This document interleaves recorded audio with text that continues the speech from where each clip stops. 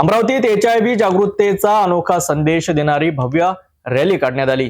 जिल्ह्यातील विविध महाविद्यालये, शासकीय व खासगी संस्था आणि सामाजिक संघटनांनी मोठ्या प्रमाणात सहभाग नोंदवून जनजागृतीचा नवा आदर्श ठेवला।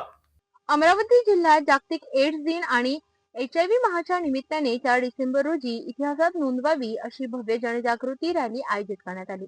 रॅलीची सुरुवात जिल्हा सामान्य रुग्णालयातून करण्यात आली। महाराष्ट्र राज्य आरोग्य सेवा संचालक आणि अतिरिक्त प्रकल्प संचालक, महाराष्ट्र राज्य एड्स नियंत्रण संस्था डॉक्टर विजय कंदेवाड यांनी हिरवी झेंडी दाखवत या रॅलीचा शुभारंभ केला। यावेळी आपल्या मार्गदर्शनपर भाषणात त्यांनी सांगितले की अमरावती जिल्ह्यात HIV संक्रमणाचा टक्का सतत कमी होत आहे। युवकांच्या सहभागामुळे ही मोहीम अधिक प्रभावी होईल। त्यांनी सर्वसमावेशक जनजागृती ही HIV निर्मूलनाची गुरुकिल्ली असल्याचे स्पष्ट केले। या रॅलीत अकोला परिमंडळाचे उपसंचालक डॉक्टर सुशील वाघचौरे, GMC अमरावतीचे अधिवक्ता डॉक्टर नंदकिशोर राऊत, जिल्हा शल्यचिकित्सक डॉक्टर दिलीप सौंदळे, जिल्हा विधी सेवा प्राधिकरणाचे सचिव DS वनवे, IMA स्त्रीरोग तज्ञ संघटना, विविध शासकीय अधिकारी मोठ्या संख्येने उपस्थित होते।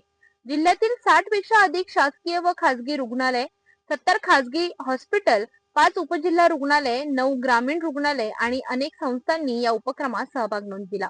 विशेष म्हणजे शहरातील जवळपास 2500 विद्यार्थी देशभक्तीपर आणि जनजागृतीच्या घोषणा देत या रॅलीत उतरले। रॅलीचा मार्ग होता कॉटन मार्केट ते जयस्तंभ चौक, राजकमल, श्याम चौक आणि इरविन चौक, पुन्हा जिल्हा सामान्य रुग्णालयात समारोप। जिल्ह्यातील रेड रिबन क्लब असलेल्या 40 महाविद्यालयांनी या रॅलीत सहभाग नोंदविला होता। त्यात इंजिनिअरिंग, नर्सिंग, फार्मसी, ITI, समाजकार्य, कृषी, कला, वाणिज्य, सायन्स आणि विविध शाखांच्या महाविद्यालयांचा समावेश होता। याचबरोबर उच्च जोखीम गटांसाठी काम करणाऱ्या संस्थांचे माहिती रथ ही रॅलीमध्ये सहभागी झाले। स्थलांतरित कामगार, देह विक्री करणाऱ्या महिला, ट्रक चालक, MSM समुदाय तसेच HIV संक्रमित व्यक्तींना सेवा देणाऱ्या संस्थांनी जनजागृतीचा संदेश दिला।